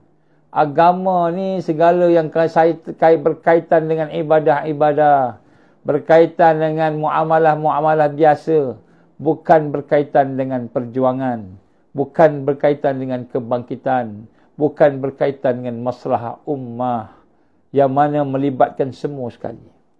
Jadi nyaris-nyaris mereka memesongkan kamu, sehingga kita ni hanya fikirkan tentang sunnah-sunnah yang kecil, bukan sunnah-sunnah yang besar. Kita hanya memikirkan tentang perkara yang berbeza pandangan, khilaf yang berlaku, bukan kita memikirkan tentang masalah yang besar, masalah yang asas, dan masalah-masalah yang boleh menyatukan ummah. Kita hanya fikir macam mana cara nak menegakkan pandangan kita, bukan macam mana nak menyatukan hati-hati kita. Ini semua adalah, kita ingat, sungguh-sungguh kata Allah, dan sesungguhnya nyaris-nyaris mereka itu musuh dapat memesongkan kamu daripada apa yang kami itu Allah telah wahyukan kepada kamu. Jadi Allah dah wahyukan kita panduan, Allah dah wahyukan kita berbagai perkara, kaedah-kaedah. Rasul SAW dah tunjukkan kita, para ulama haraki, para ulama muhakkikin telah melihatkan kepada kita contoh. Jadi nyaris mereka dapat memesongkan kamu daripada apa yang diwahyukan, supaya engkau ada-adakan atas nama kami perkara yang lain. Sehingga kita kata inilah Islam. Apa Islam? Kita bincang pasal bid'ah tak bid'ah. Bid'ah dalalah, bid'ah sesat. Kita bincang pasal benda yang remeh-temeh. Sedangkan benda yang asasi, benda yang hakiki, yang menyebabkan berpecahnya umat, berbunuhan sesama sendiri, tidak kita pedulikan. Maka kita gunakan atas nama agama. Kita gunakan sesuatu atas nama agama yang diada-adakan, yang kamu ada-adakan di atas nama Allah. Dan kalau kamu melakukan demikian, maka barulah mereka itu, siapa dia? Musuh Islam akan jadi sahabat karib kamu. Jadi musuh Islam akan jadi sahabat karib bila kita ni ikut apa yang dia plan, apa yang dia rancang. Sebab itulah kita lihat hari ini bagaimana sebenarnya musuh kita telah berjaya, ataupun hampir-hampir berjaya, nyaris-nyaris berjaya untuk memesongkan kita semua. Kenapa? Kerana mereka control the whole system, semua sistem, seluruh sistem. Sehingga kita kata yang ini halal, halal ni atas dasar sistem kapitalis, sistem riba. Ini halal, tapi halal atas sistem riba. ini halal, tapi dasarnya riba, bukan dasarnya perkara yang dihalalkan oleh Allah. Jadi kita bagi fatwa berdasarkan riba, bukan berdasarkan kepada asas-asas yang diberikan oleh Allah Subhanahu Wa Taala. Jadi ini contoh, banyak lagi lah. Kan kita bagi fatwa, ini boleh tak boleh. Ini ubat tak ubat. Ini sihat tak sihat. Berasaskan kepada syubhat, berasaskan kepada haram, iaitu perkara-perkara yang telah dibawa kepada kita oleh musuh-musuh Islam. Mereka jelas musuh Islam. Kita ambil asas mereka sebagai asas fatwa dan asas takwa. Maka disitulah kita telah merosakkan merosakkan apa yang ada. Inilah kita lihat bagaimana keadaan yang ada pada hari ini menyebabkan kita terperangkap dengan apa yang digambarkan sebagai, kita kata, tipu daya musuh. Ini penting. Sebab tu pada hari ini tuan-tuan puan-puan, saya ingin mengajak, marilah sama-sama kita kembali kepada al-haq. Kembali kepada al-haq, itulah kebenaran. Kembali mengikut sistem Allah yang sebenar, yang hakiki, yang tulen dalam membina kehidupan di alam ini. Bukan suatu yang kita kata kita ambil daripada asas-asas yang bukan daripada asas Al-Quran dan Sunnah. Nampak macam ayat Quran, nampak macam Sunnah, tapi niatnya, tapi motivasinya adalah perkara-perkara yang sesat. Ini perkara-perkara yang kita kena tengok. Sebab tu sekarang ni tanda-tanda kekalahan dah banyak dah. Banyak dah tanda kekalahan kepada musuh. Maka apa pula tanda-tanda kemenangan? Tanda-tanda kemenangan ialah bila kita bersama dengan prinsip-prinsip perjuangan yang sebenar. Prinsip-prinsip perjuangan yang sebenar. Bismillah. Tak izin sikit. Bismillah. Prinsip-prinsip perjuangan yang benar. Paling kurang ada 5 prinsip perjuangan. Sebelum kita bersetuju untuk bersama-sama membina kekuatan, tengok prinsip-prinsip perjuangan ini. Prinsip-prinsip yang kita kena bina dalam hati kita, dalam pemikiran kita. Yang pertama sekali, prinsip perjuangan itu ialah kita hanya mengambil Allah sebagai matlamat kita. Allahu ghayatuna. Maksudnya Allah sebagai matlamat kita. Bukan prinsip itu datang daripada sebab saya nak membangunkan negara saya nak membangunkan bangsa saya, ataupun ada matlamat-matlamat yang lain selain daripada matlamat Allah. Maka pertama sekali, mereka yang akan diberikan kemenangan oleh Allah Subhanahu Wa Taala ialah mereka yang benar-benar hatinya ikhlas untuk mendapatkan keredaan Allah. Nombor 1, akidahnya mestilah mentauhidkan Allah. Jadi yang pertama, kita kena mentauhidkan Allah. Tak kiralah siapa kita. Dan maksud mentauhidkan Allah ni bukanlah kita kata ilmu kalam yang kita debat-debat tadi. Hari ni ilmu sekadar kulit di luar sehingga kita banyak berdebat. Berdebat. Yang seorang kata Allah di atas, yang seorang kata Allah tidak ada di atas. Contohnya lah. Jadi yang kata di atas sebab Allah beritahu dalam ayat-ayatnya Allah di atas. Kan? Tetapi dia tetap meyakini bahawa laisa kamitslihi syai'un. Allah di atas tak sama macam mana kita fikir Allah di atas macam makhluk, tak boleh. Jadi dan orang yang lain pula Allah tidak bertempat. Bila Allah tak bertempat, sama juga. Laisa kamitslihi syai'un juga. Jadi prinsip ni sama, laisa kamitslihi syai'un. Tapi kita berdebat tentang beza tadi, yang berbeza tadi. Yang kita berbeza, kita duduk berdebat saja. Bukan tak boleh berdebat, tapi ada banyak kerja yang ada lagi aulawiyatnya. Apa aulawiyatnya? Hari ini umat Islam disesatkan, dimurtadkan. Hari ini umat Islam diajak keluar Islam dengan cara yang halus. Dengan cara pluralisme. Boleh menerima agama lain. Boleh menerima agama lain. Ini umat Islam disesatkan. Boleh terima ada Tuhan lain, boleh terima. Syirik kepada Allah. Ini benda-benda yang besar. Kita duk bincang terminologi. Ini benda-benda yang kita kata hari ni bila sebut mentauhidkan Allah, ini asas. Saya menyuruh kepada semua, tak kiralah golongan mana, marilah sama-sama kita mentauhidkan Allah. Mentauhidkan Allah bukan dengan kita berdebat-debat, mentauhidkan Allah dengan kita hidup bersama akidah yang benar. Bukan akidah-akidah yang ada bercampur-campur dengan syirik, bercampur dengan liberalisme, bercampur dengan sekularisme, bercampur dengan pluralisme, komunisme, sosialisme, macam-macam. Demokrasisme. Baik, itu yang pertama sekali. Jadi, apabila kita mahu beriman pada Allah, mentauhidkan Allah, menegakkan akidah yang hidup, bukan akidah yang bercakap-cakap ini, semata-mata berbual-bual, semata-mata kita kata teori sahaja, tetapi akidah yang lahir dalam kehidupan, maka kita sedang bersama-sama dengan kekuatan. Sebab tu, saya suruh anak buah saya, semalam saya kata, kalau nak kaji, kajilah akidah yang boleh, apa dia ciri-ciri akidah yang boleh dikatakan akidah yang hidup. Kita mentauhidkan Allah dalam bentuk kehidupan. Mentauhidkan Allah dalam bentuk amalan, kehidupan. Bukan mentauhidkan Allah dalam bentuk perdebatan. Kita nak tauhidkan Allah, kita berdebat. Kita nak mentauhidkan Allah, kita cerita pandangan kita beza dengan pandangan orang tu. Itu teori. Tapi mentauhidkan Allah dalam bentuk amalan, dalam bentuk perkara yang kita kata kehidupan, yang lebih praktikal, supaya tak pening kepala kita. Anak-anak kita, orang-orang biasa yang tak ada ilmu, pening kepala. Tengok ustaz-ustaz bergaduh. Kita kembali balik kepada mentauhidkan Allah yang betul. Dalam bentuk kehidupan macam mana. Masing-masing ada pandangan. Selagi pandangan tu tidak keluar daripada Al-Quran dan Sunnah, tak apa.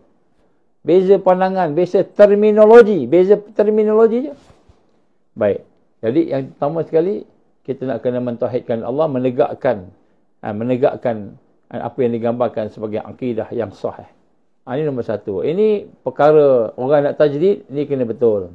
Yang kedua ialah kita menjadikan contoh. Rasulullah sallallahu alaihi wasallam itu prinsip. Maksudnya tak boleh lari daripada Ar-Rasul qudwatuna. Tak boleh lari.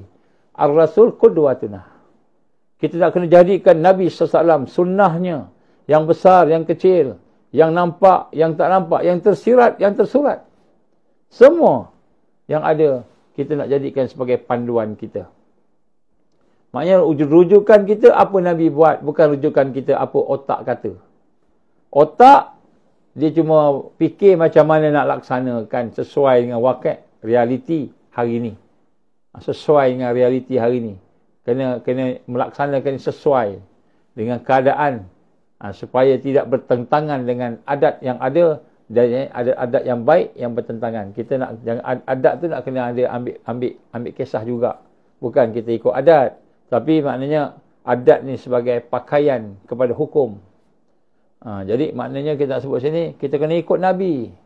Apa sunnah Nabi? Nabi bina jihad, kena jihad. Nabi bina dakwah, kena dakwah. Nabi bina tarbiyah, kena tarbiyah. Nabi berhijrah, kena hijrah. Ada peristiwa hijrah. Jadi banyak benda yang Nabi buat kita kena ikut. Pergerakan dia, sirah dia. Kemudian sirah mereka yang mengikuti Rasulullah sallallahu alaihi wasallam, sahabat-sahabat. Apa yang sahabat-sahabat buat? Apa yang mengikut sahabat tabi'in, apa yang tabi'in, kita ikut, tengok balik sampailah pada zaman ini. Kita kena tengok sunnah Ar-Rasul qudwatuna. Ini prinsip. Ini prinsip perjuangan. Ini bukannya kita kata main-main. Saya ingat saya nak buat nak tajdid dengan saya buat diri saya sendiri, ikut saya. Apa dia? Kita ni kena buat ekonomi. Dia fokus ekonomi je. Tanpa dia melihat kepada apakah yang mengasaskan ekonomi. Asas ekonomi ialah al-iman billah. Ekonomi yang sesuai dengan iman. Ekonomi yang sesuai dengan taqwa. Islam. Ekonomi yang ada dalamnya dakwah, tarbiyah, jihad, tajdid, taghyir islami kulli dan sebagainya. Jadi ekonomi bukan ekonomi dalam bentuk macam mana sini ada ekonomi, kita pun nak kena ada ekonomi yang terpisah daripada ibadah. Sebab tu ada orang dia bincang pasal ekonomi, dia tak tengok pasal hati. Kan hatinya dah mula dekat dengan emas, Dengan harta mula kita nampak dunia ni lebih besar. Macam mana orang kafir nampak. Dia ekonomi Islam ni bukan riba tak riba je. Ekonomi Islam ni bukan riba tak riba sahaja. Tapi ekonomi Islam mesti diasaskan oleh al-iman. Boleh diasaskan oleh at-taqwa. Dia ada qada dan qadar kat situ. Dia ada akhirat dan dia ada dunia. Allah gambarkan dalam Quran. وَبَتَغِي فِيمَا آتَاكَ اللَّهُ darul akhirah. Wala tansa nasibaka minad dunya ila akhir. Carilah kamu daripada apa yang Allah anugerahkan, nikmat, rezeki apa yang Allah bagi untuk negara akhirat. Tetapi jangan lupa kepada apa yang ada, keperluan kamu di dunia. Jadi maknanya ekonomi ni bukan riba tak riba sahaja. Riba tak riba ni besarlah, tapi dia bukan tu je. Ekonomi mesti diasaskan oleh al-imanu billah. Al-imanu bi kitabillah. Iman dengan kitab, iman dengan rasul, dan akhir sekali iman dengan qada qadar. Ada. Jadi kena bersih akidah tu, barulah boleh ekonomi. Ada orang kata ekonomi lah yang menjadikan kita ni gagal. Kita kena mantapkan ekonomi. Betul, mantapkan ekonomi, tapi sembayangnya mensyirikkan Allah macam mana? Sembayang mensyirikkan Allah boleh ke? Itu bukan yang dibuat oleh Rasulullah sallallahu alaihi wasallam. Nabi suruh sahabat berniaga, Nabi suruh sahabat buat usaha pertanian macam-macam, tetapi Nabi bina akidah mereka, bina hati mereka, bersihkan hati mereka. Ini ekonomi yang berasaskan kepada qudwah Rasulullah sallallahu alaihi wasallam. Bukan ekonomi macam mana yang difikirkan oleh kapitalis. Sekadar kita tak ada riba, sekadar kita nak berlaku adil, sekadar itu. Sebenarnya dia ada banyak lagi perkara-perkara yang perlu dibincangkan dalam ekonomi ni. Ini pun prinsip juga. Kemudian yang ketiga, prinsip berkenaan dengan Al-Quran. Dusturuna. Al-Quran inilah perlembagaan. Ini asas syariat, hukum, hakam Al-Quran dan hadis-hadis Nabi SAW tadi. Jadi nak sebut sini Al-Quran. Bukan kita nak buat ni, tapi kita tak kenal Al-Quran, tak tahu, tak faham pun Al-Quran, tak tadabbur Al-Quran, tidak duduk dan tarbiyah Al-Quran. Kita ingat kita dah tajdid dah, tapi Al-Quran kita tak tadabbur dia, kita tak tadarus dia. Ni ada orang sebut tadarus, tadabbur. Tak apa, tadabbur, tadarus tak apa. Kita tak mengambil Al-Quran sebagai panduan hidup kita.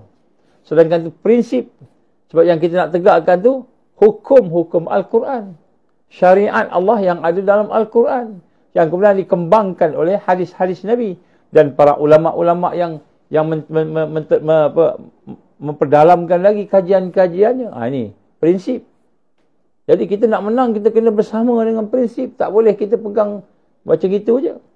Dan kemudian lepas itu ialah prinsipnya lah, bukan hanya sekadar matlamatnya betul, caranya betul, Al-Quran jadi dasar tadi betul. Kita juga nak sebut sini bahawa al-jihad fi sabilillah sabiluna. Prinsipnya ialah perjuangan, iaitu pada jalan Allah. Jadi apa yang kita lakukan ini ialah perjuangan pada jalan Allah. Maka jadilah kerja kita itu sebagai jihad, ekonomi kita sebagai jihad, dan jadilah kita punya pendidikan sebagai jihad untuk menegakkan sabilillah, jalan Allah, menegakkan hukum Allah, ataupun kita katakan sebagai al-Islam. Jadi ini prinsip. Prinsip. Jadi boleh berjuang. Ada orang berjuang. Tapi pengecut dan penakut pula. Bila boleh dia cakap. Kalau tak jadi syaitan bisu. Lepas tu kata Sayyidina Ali apa? Sayyidina Ali kata apa? Sayyidina Ali kata, kan, sesungguhnya kejahatan itu akan terus wujud. Terus ada. Bukan sebab, kan, ramainya orang jahat.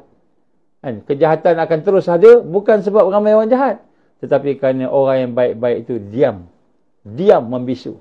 Kenapa diam? Nak jaga jawatan. Kenapa diam? Nak jaga pangkat. Kenapa diam? Nak jaga gaji. Kenapa diam? Nak jaga supaya kita ni tak hilang allowance. Kenapa diam? Tak nak bagi nasihat, takut nanti kena marah dengan bos kita. Jadi mana sebutkan sini al-jihad fi sabilillah itu ialah merupakan jalan. Bukan yang sekadar kita nak jadi satu yang mudah-mudah aja, yang bila time okey baru cakap, tak okey tak cakap. Sedangkan kita kena cakap walaupun pahit. Cuma cakapnya kena hikmah. kena lemah lembut. Kalau nak dakwah dengan orang besar-besar, kena lemah lembut, kena berhikmah. Sedangkan Musa AS pun dia perintahkan jumpa Fir'aun, cakap dengan lemah lembut. Itu jumpa Fir'aun. Apalagi kita nak jumpa dengan pemimpin yang masih sembahyang. Sembahyang Jumaat, kurang-kurang kita nampak di sembahyang Jumaat. Kurang-kurang lah, sembahyang lain tak nampak. Jadi nak sebut kat sini, kan, kita kena melaksanakan kerja-kerja ud'u ila sabili rabbika bil hikmah. Berdakwah dengan hikmah tadi.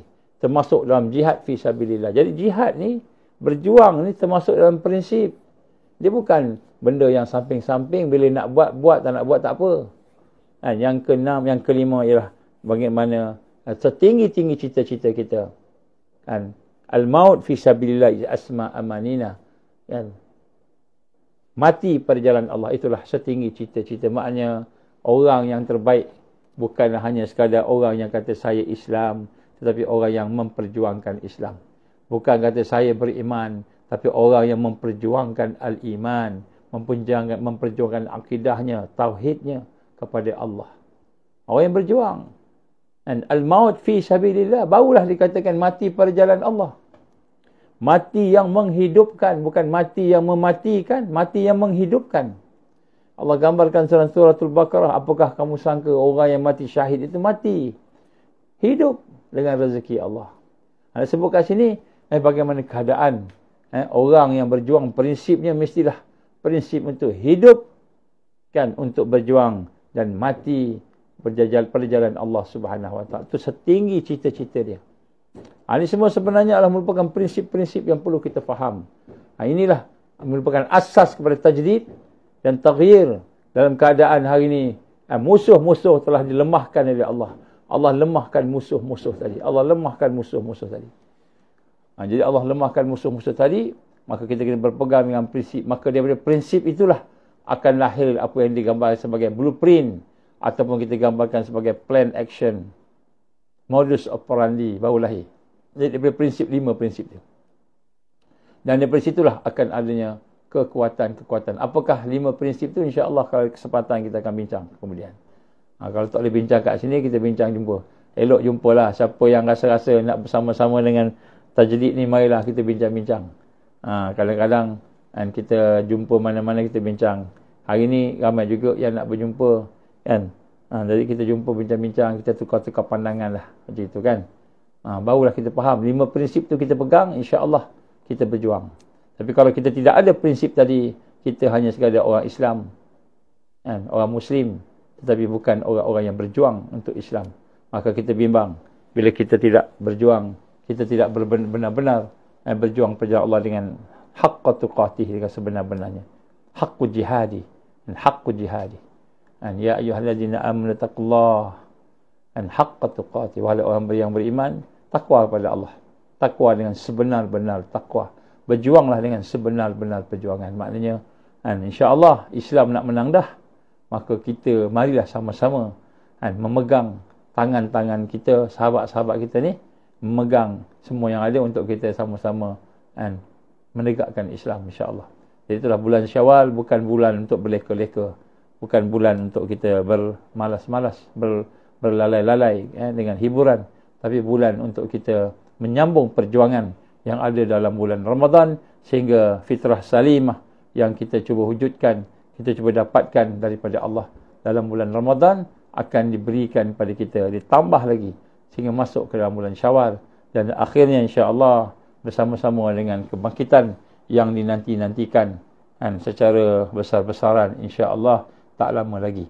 Jadi insya-Allah sikit sebanyak apa yang saya cuba sampaikan, mudah-mudahan mendapat redha Allah dan mudah-mudahan memberikan satu kebaikan kepada kita bersama-sama dengan izin Allah. Jadi mudah-mudahan Allah ampunkan kelemahan kita, mudah-mudahan Allah berikan kepada kita kekuatan insya-Allah untuk istiqamah dengan ikhlas, sehinggalah kita berjumpa menghadap Dia dalam keadaan kita redha kepada Allah dan Allah redha kepada kita. Aku li qouli hadza, astaghfirullahal azim li wa lakum. A'udzubillahi minasyaitonir rajim. Bismillahirrahmanirrahim. Alhamdulillahirabbil alamin. Wassalatu wassalamu ala asyrafil anbiya'i wal mursalin wa ala alihi wa sahbihi ajma'in.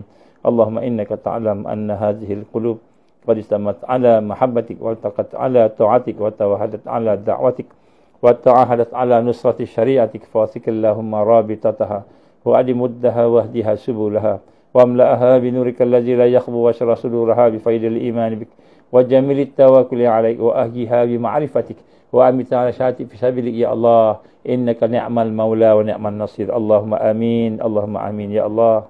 Ampunikanlah kelemahan kami, masukkanlah kami dalam golongan mereka yang Engkau terima amalannya ya Allah. Kau terima segala perkara yang dilakukan ya Allah untuk ikhlas kepadamu ya Allah.